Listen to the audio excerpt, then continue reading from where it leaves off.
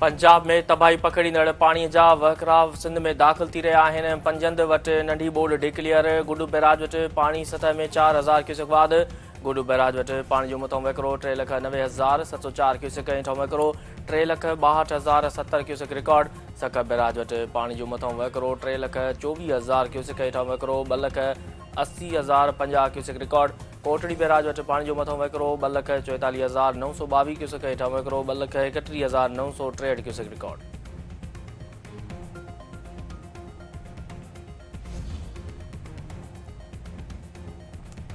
Senior सूबाई वज़ीर शजील इनाम मेमन चयो आहे त अवाम खे अफ़वाहुनि ते ध्यानु ॾियण बदिरां हुकूमत सां सहकार करणु घुरिजे। मुतहद थी कुदरती आफ़त जो मुक़ाबिलो करे सघिजे थो।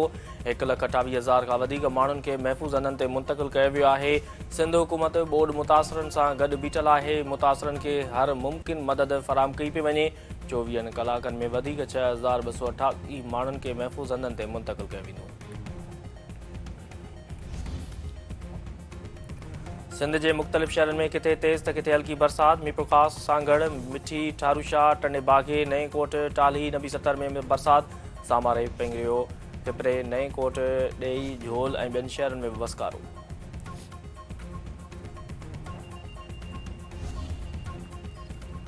पंजाब के दरिया में ॿोॾ की सूरत बरक़रार। फोतुनि जो अंग 50 थी वियो। 42 लख माण्हू मुतासिर। बावल नगर में ज़मींदारी बंद टुटण सबब हज़ारे एकड़ फसल पानी हेठि। मुंजनाबाद, बावल नगर ऐं चिश्तियान जे केतिरनि ई ॻोठनि जो ज़मीनी राब्तो काटा। मुल्तान मां गुज़रंदड़ दरियाई वहिकिरो शुजाबाद, जलालपुर में तबाही मचाए अॻिते वधी रहियो आहे। मुल्तान शहर खे बचाइण लाइ 8 किलोमीटर डिघो बंदि ॿधण जो मुकमल कमु तेज़। हेड पंजंद वटि मथे दर्जे जी ॿोॾ। अलीपुर में बंदि टुटण सबब हज़ारे माण्हू महफ़ूज़ हंधनि ते मुंतक़िल। मुल्क में हवाई फ़ौज जो ॾियारो मल्हाए पियो वञे। निशानी हैदर राशिद मनाज़ शहीद खे भेटा। Air vice marshal Aamir Shahzad जी क़यादत में हवाई फ़ौज जे जथे तरफ़ां संदसि मज़ार ते गुल निछावर।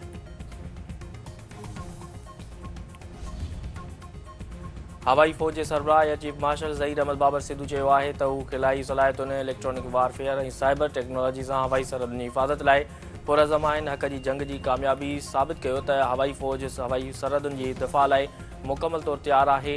पाक फ़ौज जा शहीद गैर मामूली बहादुरी, पेशवर महारत ऐं क़ुर्बानी जे जज़्बे जो मिसाल आहिनि।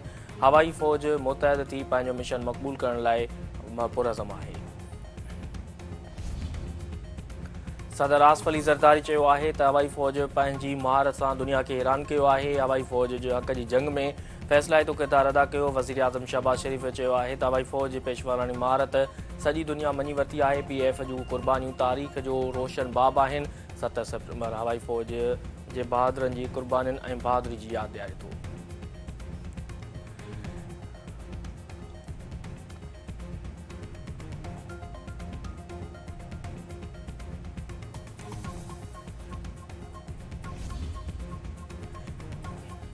सिंध यूनाइटेड पार्टी के सदर ज़ेन शाह ते केस दाख़िल करण ख़िलाफ़ एहतजाज। लाड़काणे, मीरपुर ख़ास, नवाब शाह जे कबाद, टने मोहम्मद ख़ान, खैरपुर नातन शाह, सकरन में मुज़ाहिरा।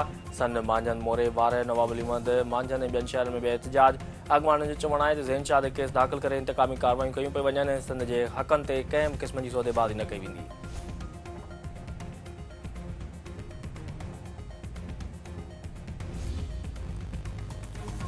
सिंध के मुख़्तलिफ़ शहरनि में रोड हादसनि जे नतीजे में 4 ॼणा फ़ौत। काज़ीमंद में मुल्तान खां कराची वेंदड़ मुसाफ़िर कोच कल्टी, 2 मुसाफ़िर फ़ौत, 20 ॼणा ज़ख़्मी। कोटलालू वेझो वेन ऐं चिंची रक्षा में टक्कर, 1 ॼणो फ़ौत।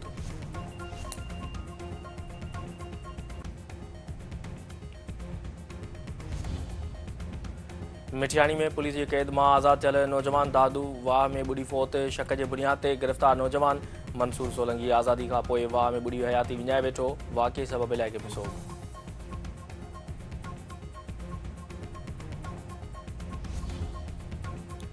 मीरपुर माथेले वेझो मुख़्तलिफ़ ॻोठनि जे रहवासियुनि तरफ़ां रोड न ठहण ख़िलाफ़ एहतजाजी मुज़ाहिरो धरणो। अॻुवाणनि जो चवणु आहे त मीरपुर माथेले खां लाल आलमाणी ताईं रोड न हुअण सबबि रोड हादसा मामूल बणिजी विया आहिनि। इख़्तियारनि शिकायतुनि बावजूदि कंहिं क़िस्म जो नोटिस न वरितो आहे।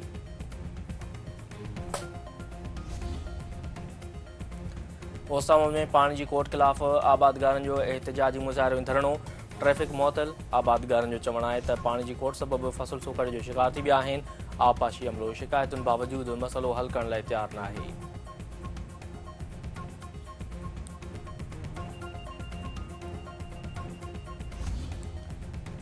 ऐं टे मुल्की सीरीज़ जी फाइनल में पाकिस्तान ऐं अफ़गानिस्तान जूं टीमूं आम्हूं साम्हूं शारजाह स्टेडियम में ॿिन्ही टीमुनि विच में मैच राति 8 वॻे शुरू थींदी।